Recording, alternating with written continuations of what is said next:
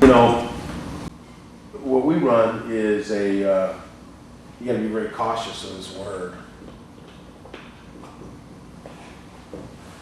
You know, like recently in Atlanta when Tambroni was here, he talked about the Cornell offense being a motion offense. Mm-hmm.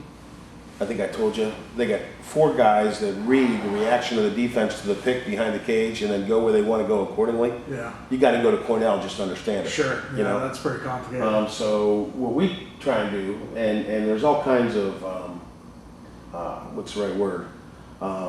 Adaptations or interpretations of this, but in a basic motion, okay? There's only 3 concepts for the player to remember. Number 1, a player drives. Wherever he drives,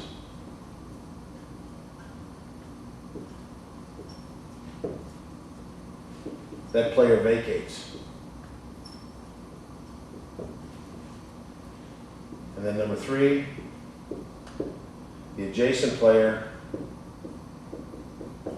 fills, or what you'll hear college coaches refer to sometimes as mirror. Okay? Now, what this means is, regardless of, we'll talk about sets in a second, but regardless of what set I'm in, regardless of where my middies are, you know, it doesn't matter. Let's say hypothetically I got a middy here, I got a middy here, I got an attackman here. This triangle can be made up of any 3 players out of the 6 on the offensive end.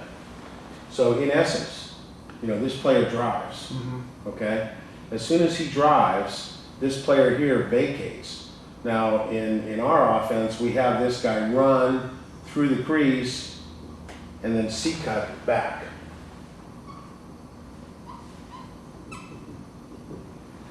And this player fills.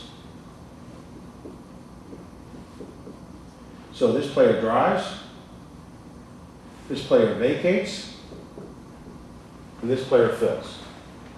So regardless of what 3 players it is, it could be 3 guys playing attack here, Right. it could be this attackman in the midi, or excuse me, the guy in the crease, it could be anything. But what happens is, now off of this simple set of 3 rules, the reason it looks so much more complicated than it is I really have 3 options.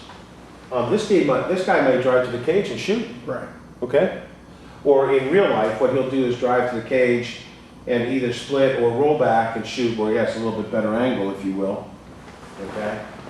But the reason, and you're going to have to tell me if you like this, I think it's very simple to teach kids, and I think it's very simple to emulate into drills. You know, if you don't like this, there's numerous options off of this kind of theory.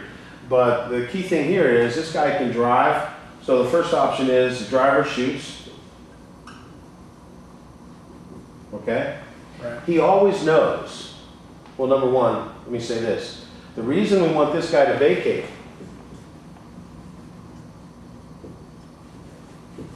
is to eliminate the double team. Right. Okay?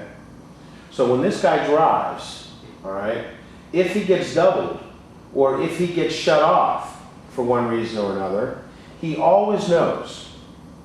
You know, I don't have to look at where my help is. I know where my help is because this guy here is filling the spot, right?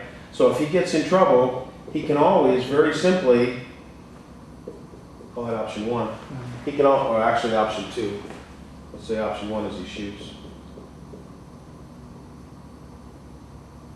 Okay. He just passes the ball back to where he started. So if I get hammered, all I got to do is turn. Or I can step out and I can even throw this pass back right-handed. I mean, we don't want them to, but in the real world they can. And then the third option is, when this attackman C-cuts, we can, let's say this guy rolls, we can hit him with the pass here, or we can bang the ball back and this guy can hit him with a pass and we get a shot right in front. So today, in practice,